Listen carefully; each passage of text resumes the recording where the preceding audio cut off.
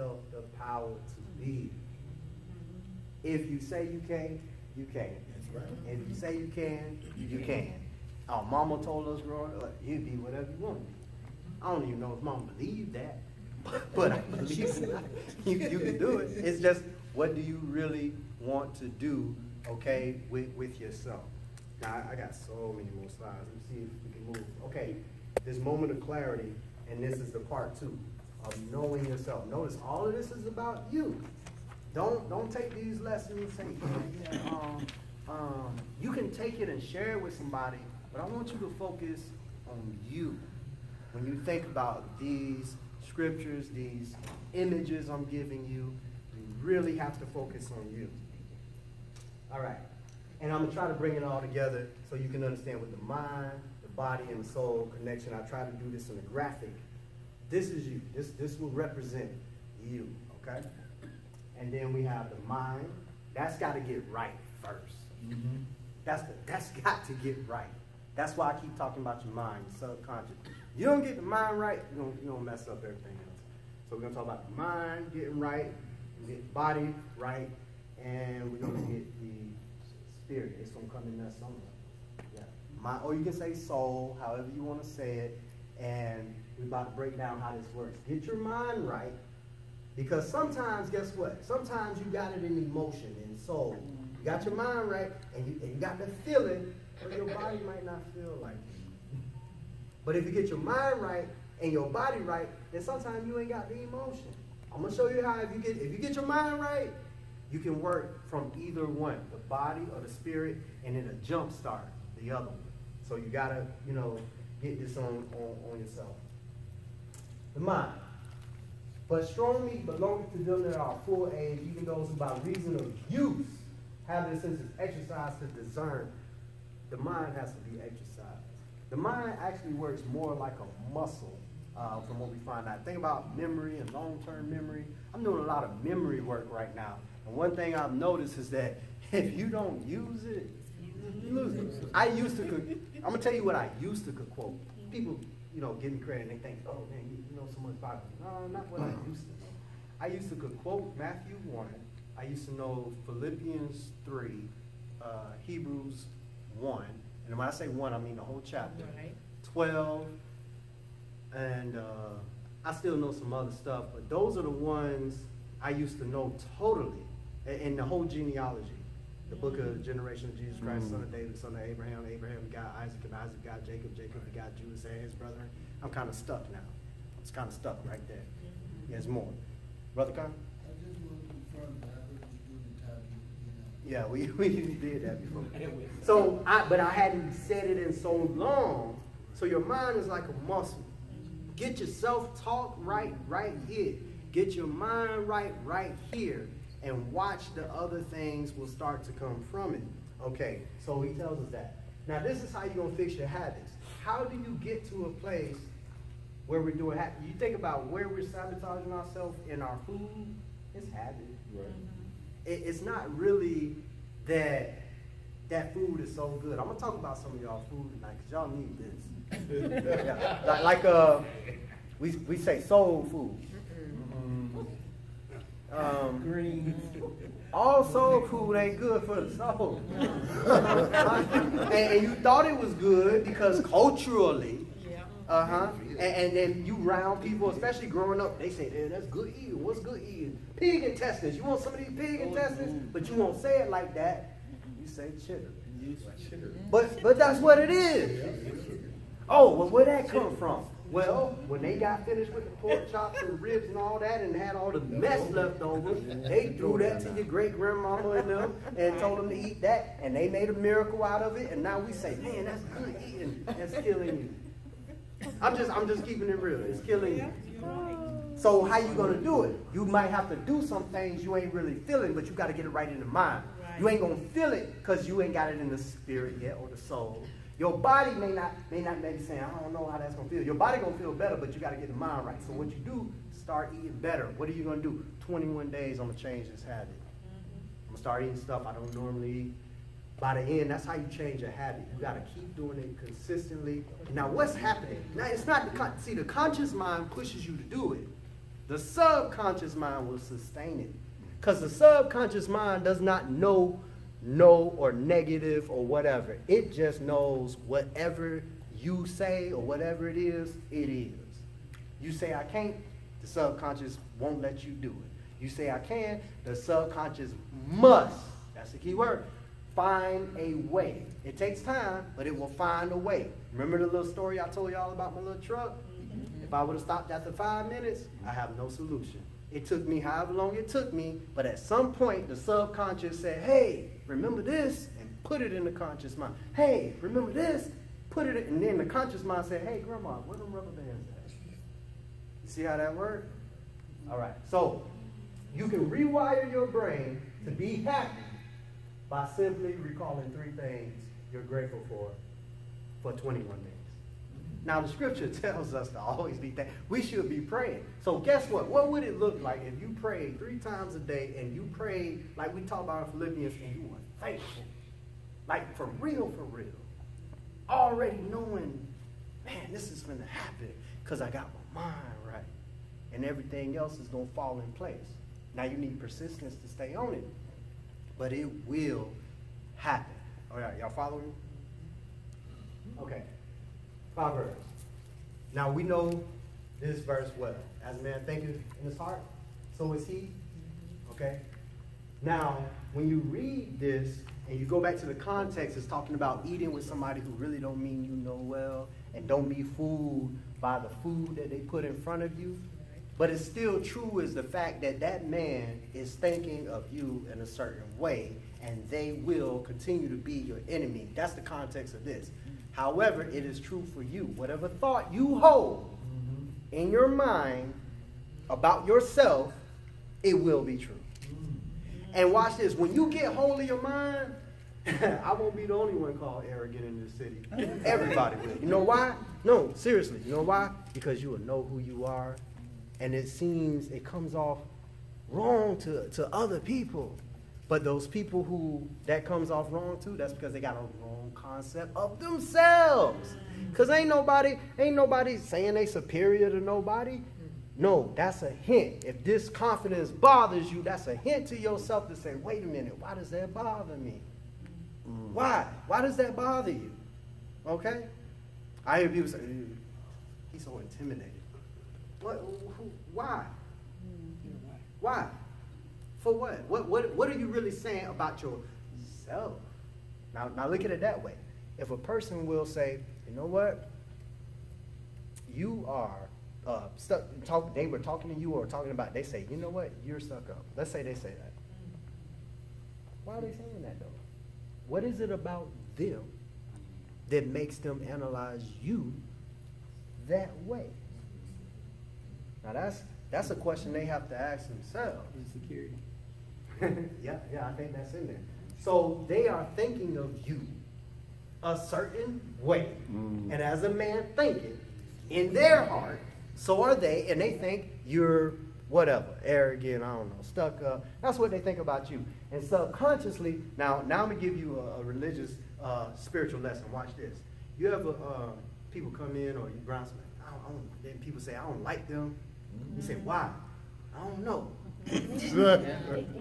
You know what we can end up doing? That's dangerous.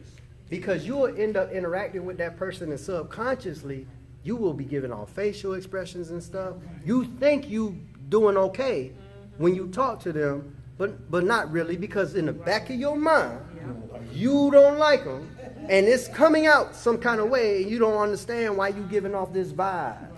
That's because you got to get your mind right. Stop hating. Just stop it. Focus on yourself. You want to hate something, hate the negative things that are in you so you can get them out. Hate those things. All right. This is bringing that part of this together in this way. The mind goes down. You can use it to activate the body. Let's say the body ain't there. You get your mind right. You can use it to activate the spirit. But if, let's say, it looks like this. I want to work out, but I ain't there yet. So I start reading some books. I start seeing what I can do academically. You know, if I do this, if I do that, that'll work. So I'm getting my mind together with that. And then, let me give you the scripture.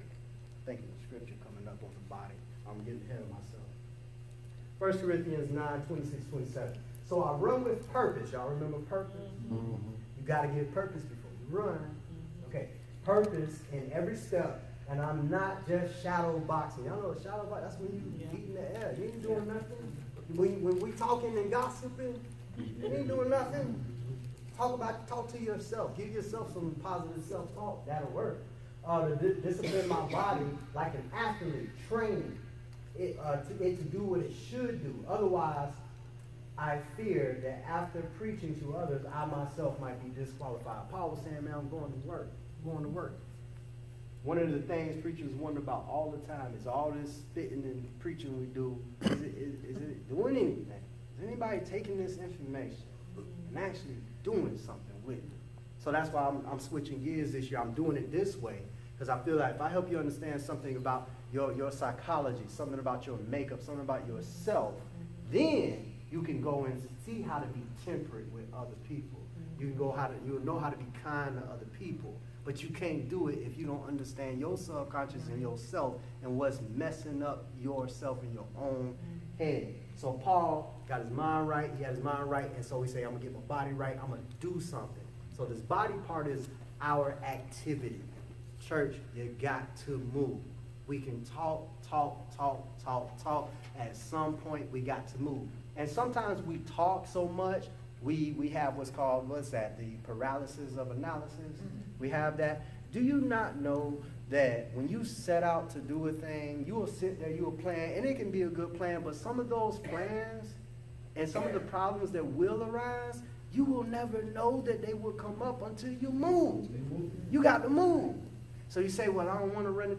Look, you may not, you may. But the thing is, once you got that business plan, you got to start working it. And as you work it, you're going to come across a problem and say, we didn't think about that.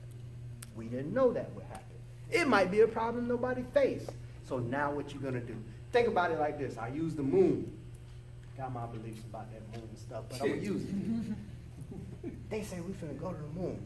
Okay, we get all the mathematicians, rocket science, we need this much and this much. But you know what? You ain't never did this before. So you're going to obviously run into some problems, right? You ain't never done this before. Jay-Z say everybody that can tell you how to do it, they never did it.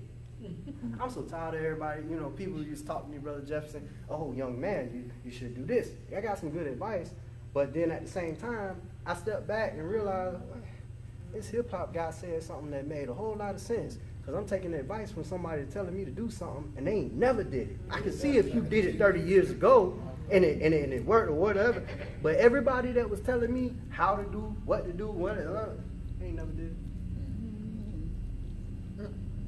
Personal story, okay, I'll tell you. When Northbound started, everybody's whispering. I ain't gonna say nothing to Taylor. I had one friend, one preacher friend, that's my little brother, he called me.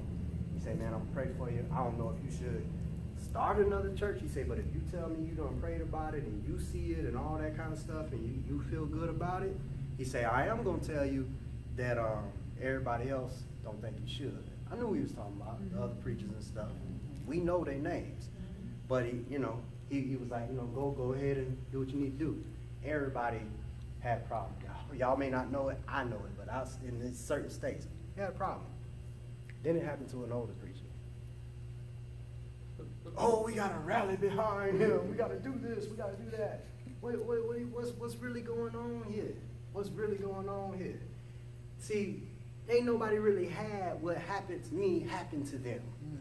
But then when it happened to them, now they see what the plan is and how to get it done. It had never happened to me, so nobody could really tell me how to do it. All they could tell me is how they felt and what they didn't want to do. Now, if I would have done that, we wouldn't be here today. But because I had to take something in myself, I had a mastermind. When I say mastermind, I'm not talking about me. I'm talking about more than 2 people. I ain't saying how many people, I'm just saying that's what we'll teach on that one day. When you read the book, Napoleon Hill, mastermind is when you get a group of people and they thinking the same thing, we on frequency and we moving forward to a goal. And when you do that, you know what I'm saying, you could come up with some stuff you ain't never thought about before. So everybody was telling me how to do it, and guess what? They had never done it. Now that I done do it, go on Facebook and you will see the copies. You will see the copies. I had another picture of the rock, but I just put my picture over it. I figured that I ain't showing my face. But it sends a message, even in the book that I was reading. Even in the book, people will quit on you. You got to get up every day and make sure that you won't quit on yourself. Right. Every day. Every day you get up, I'm not going to quit on me. And you're not going to focus on who ain't with you. Okay. Don't focus on that. Tell you a quick story. I can't recall his name. It was he was one of David's mighty men. David had 3 really like superhero type guys. There's one guy, I remember it was a story, they were running from some soldiers, a couple thousand soldiers I think. They were running, and this guy was late to the battle. He was walking up the hill and he see all of the soldiers coming back, Brother Moore. They running away, he walking too. They got to the retreat area or whatever. This dude, this is in y'all Bible, went over there by himself, wiped out the whole army. Mm-hmm. Wiped them out. And then, when he started walking back, he came across the same camp of the people. And they were coming back and they were shocked because it says that they came back to the spoils of war. Mm-hmm. In other words, can you imagine that? All of us we running, he running too. We get to safety and wait. He come back and say, we good. We good. I can't recall. And then we go back, and you know how they used to pick the gold and all the stuff? Yeah. Look, don't give up on yourself, okay? Because when you get on or whatever you're trying to do, you're going to have enough people trying to roll with you. Just remember those who was with you before you have what you have. Philippians 3:4, I press toward the mark.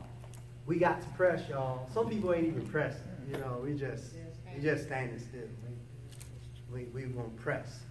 Even when it comes to spiritual understanding, we down in the person that, you know, because they keep, you know, messing, I don't know, they hit the bottle. They was trying and then they not sober again or whatever it is spiritually. And we beat them down so bad. But the thing is, some people are out here really trying. That's called pressing. Some of us ain't pressing. Why we ain't pressing? Maybe we think we already got it. You're fooling yourself. All of us. And the Christians in the church, we really got to learn what grace is. I ain't got time to teach on it tonight. But when we learn what grace is, we won't have all this pettiness going on. And I'll say it this way. We won't be living our Christian life in fear. Most of us are trying to do what we think is right because we scared of hell, not because we love God. That's a different motivation. Remember the energy, the emotion? I'm not doing what I'm doing because I'm scared to go to hell. I'm doing what I'm doing because I understand who the Most High is, and I'm going there, and I'm excited. That's positive energy. I'm not saying, well, you shouldn't do that because you'll go to hell. Well, no, you shouldn't do that because not only did God say you shouldn't do it, but look at how it's going to sabotage your life. What is it going to do over here? It's going to mess you up. And the Most High, watch this.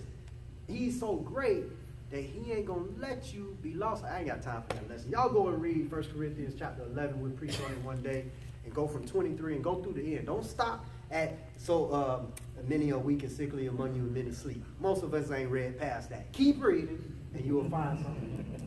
You'll find something. So connect all of this up. Mind, body, spirit, or mind, spirit, body, however it's going to go.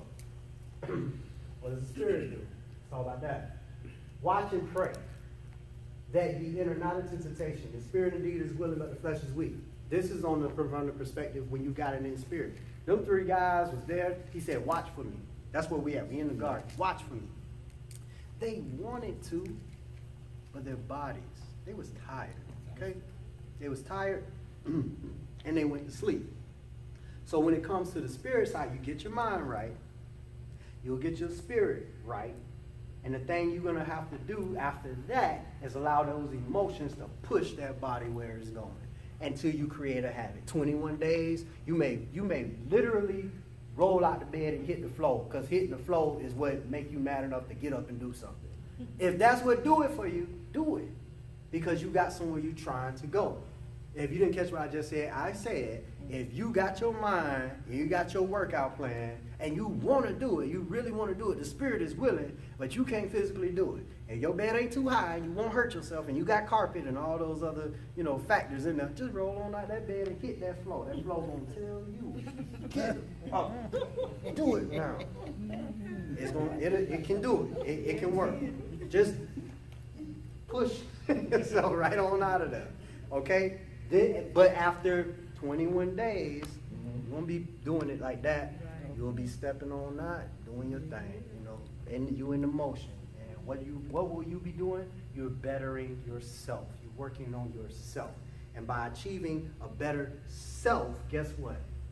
Everybody in here do this stuff as you do it for yourself individually, but then when we come in and we fellowshipping as a group, how powerful is a group that don't let gossip in on some foolishness, worried about what the next family over here doing, but we come in all in here and we got all the individual goals, but then we say, you know what, as a group, we're going to do this. And we have this kind of teaching going on with it.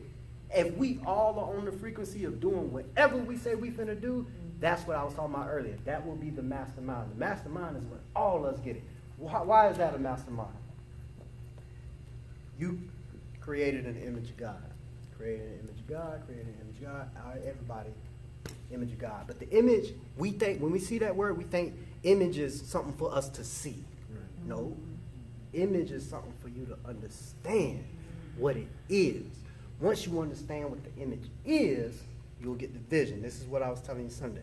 Once everybody get the vision, and they got the vision properly together, now we can start moving on things. And when we do this together, what did we do? We just compounded the God head in here. Like all of us, all these different life experiences, God has been working with you in a certain way, and you've had this life experience. And God been working with you, and you had this. But when we bring it all together and we start marching toward a common goal, we're going to use all the experiences that God brought to us into our hearts, and we're going to move on that. Now, you may do some wonderful things by yourself individually because you can reflect on your life.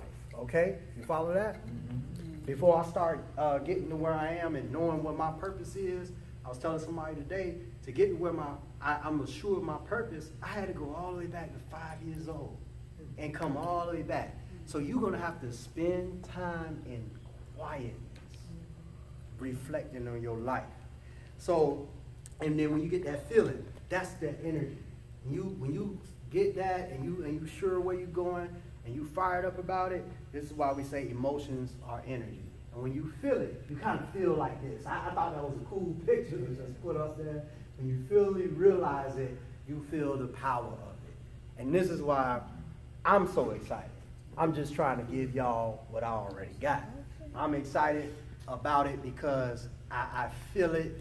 I understand my purpose. I had to go all the way back and review years of my life, okay, to figure out where I'm going with my purpose and what have you, and all these different things. So this is really it. It is 8, but I wanted to open this up for questions.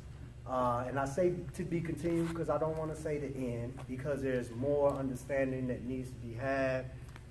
This was rushed because we only have so much time, but I want to open the flow for points of clarity, questions, comments, disagreements, agreements. We can have, why we got to be right about everything? I think it's a little arrogant. That's a little arrogant. To think you got to be, you right about everything, that's sabotaging us in the church.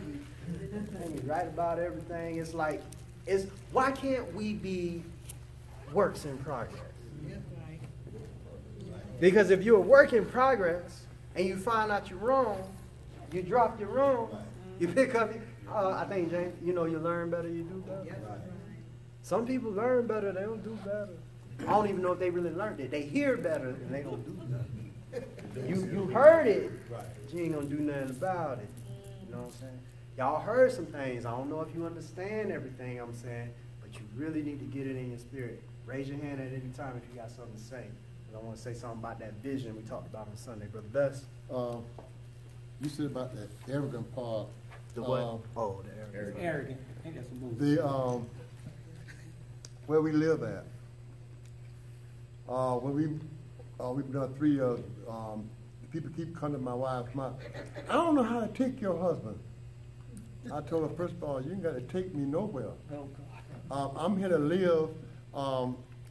They don't know how to take me because we don't involve ourselves with the gossip and everything that be going on around there. But it's a couple pictures of Bruce that I wanted to show you. And if you ever seen Enter the Dragon, I'm thinking about what you're saying. Great movie. It's this point where he's in stance and you see all these guys in the background and they just all around him. You got to build this attitude when you understand who God is in you. When you understand that, this is where it's other people outside of it that would be enemies, not friends. See, friends ain't intimidated. Right. Enemies are. And so, because the attitude that you have when you're surrounded by what would be enemies is not that your enemies have surrounded and now you're trapped. No, your enemies are trapped in here with you. And that's the way I see it. So I can be in an arena that is against me. But when I'm in there, I don't see it as I'm vulnerable because I understand what the Most High is in me. And I see it as any would-be enemy that is against what I'm out to do, that is a righteous cause. No, you're going to have the problem, not me. And that is perceived as arrogance, but it shouldn't be. The reason it shouldn't be perceived as arrogance is because the energy to do what I'm finna do is not in and of myself. Right. I understand the part of me that is non-physical. I understand that part of me that is connected with the Most High. When you connect with the Most High like that, you can take on that attitude that your enemies are trapped in here with you and not you trapped with the enemy. So that was one of the pictures I wanted to show. And there is nothing more powerful than that will.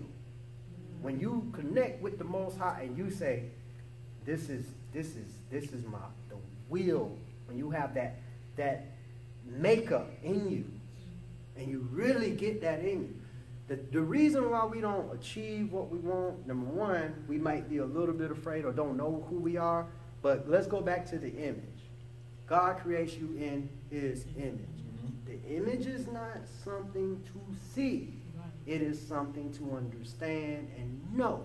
Once you understand you're created in that image, now whatever vision you choose to have must be the case. Well, what are you saying? Just like the Most High is the creator, he put this in you to go out and experience the life, this world, this earth. You create your life. Whatever life we got right now, all of us, whatever life you have, you brought yourself to this point. You brought yourself. If it's going to change, guess what? You got to change it right here. And until you change your self-vision, your self-understanding, and where you're trying to go, until you change that, nothing is going to happen. This is why I tell folks, we talk about prayer, and we've got that misunderstanding of what prayer is. He said, believe you received already. Christ said that. Why do we pray thinking we'll just sit down after the prayer and wake up tomorrow and somebody will say, hey, you want a job? Hey, you want a new car? Hey, you know what I'm saying? It just, I don't know what it is about that. It's spooky. Now, say it. Come on, say it. Sometimes, listen to what you said. Say it again. Say it loud. Sometimes that do happen. People pray and somebody calls and say, what was the key word in what she said? Sometimes. She prayed. What you say, Sister Catherine? Sometimes. Sometime. I don't serve a sometime God. All right. I don't. She said sometime. Bible didn't say sometimes. Bible said believe you receive already. Oh, I got to believe. I got to have the vision. I got to have the will. Then it happens all the time. All the time. You say, well, it didn't happen yesterday. See, this thing about God. You know what? And we sabotage ourselves. So we'll pray.